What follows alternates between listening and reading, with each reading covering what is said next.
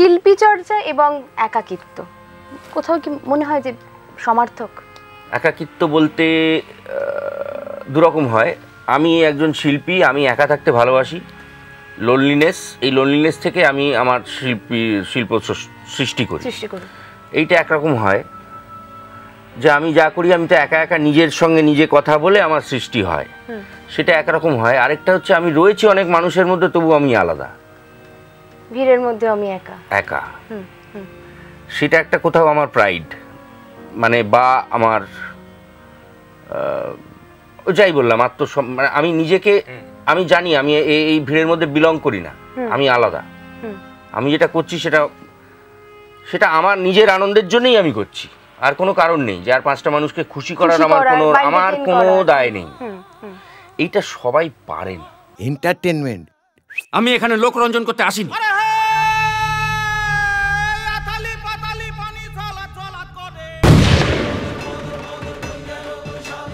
Life is but a walking shadow.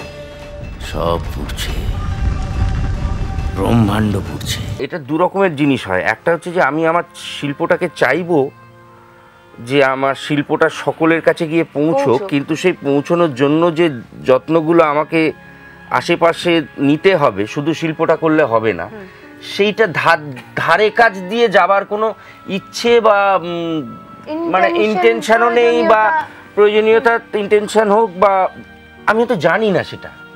আমি শুধু আমার কথাগুলো বলতে জানি, তোমরা শোনো। একজন এরম ভাবে বলছে, আরেকজন খুব টেকনিক্যালি কথাগুলো সাজিয়ে এখানে বললে দুটো, ওখানে দুটো, ওখানে বললে এটা অটোমেটিক্যালি গিয়ে ওখানে পৌঁছবে, এই হিসেবটা করে আসছেন।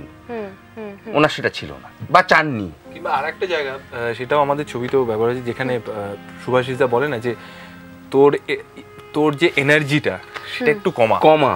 ওনার যে এনার্জিটা ছিল, যে মারাত্মক ক্রিয়েটিভিটি এনার্জি যেটা ছিল, সেটা সকলের পক্ষে একটু সহ্য করা সম্ভব। সুভাষিসদা খুব সুন্দর একটা চরিত্রে অভিনয় করেছেন। সুভাষিসদার যে বলাটা না, বাবা দারুণ।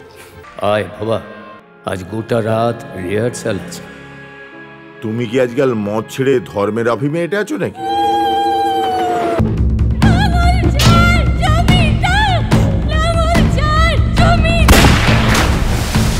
এর বদলা চাই, বদল। তোমার কাছে একাকিত্বটা কি, মানে ইজ ইট আ কম্পালশন নাকি এটা তোমার নিজের একটা পার্সোনাল চয়েস? আমার মনে হয় এটা চয়েস। তবে আমি খুব মানে বড় ভাবনা বা গম্ভীর ভাবনায় না গিয়ে বলতে পারি, আমার মনে হয় পার্সোনালি আমি মনে করি যে কোনো শিল্পীরই, সে অভিনেতা হতে পারে বা অন্য কোনো কাজেও থাকতে পারে, তার কিছুটা সময় নিজের সঙ্গে কাটানো উচিত। সেটা যে কোনোভাবে হতে পারে। সেটা শিল্পী নয়, আমার মনে হয় যে কোনো মানুষ, প্রত্যেক নিজের মানুষ নিজের সঙ্গে কথা বলার একটু সময় চাই। আর আমি কেন শিল্পীটা আলাদা করে মেনশন করলাম, কারণ তুই যদি অভিনয়ের কথা বলিস বা আমরা যারা ছবি বানাচ্ছি, দেখ কোথাও কিছু নেই, সেখান থেকে কিছু মানুষ তৈরি করা, কিছু চরিত্র তৈরি করা, কিছু মুহূর্ত তৈরি করা, দ্যাটস আমার কাছে সেটা রিয়েল। তো সেইটা যদি নিজের সঙ্গে একটু কথা বলা যায়, সেটা আমার মনে হয় সেটা কোথাও ক্রিয়েটিভিটিতেও সাহায্য করে। আর দ্বিতীয়ত আরেকটা জিনিস ভীষণভাবে হেল্প করে আমার ক্ষেত্রে, সেটা হচ্ছে একটা ইন্ট্রোস্পেকশনে ভীষণ সাহায্য করে, যে আমি ঠিক কোথায় দাঁড়িয়ে আছি।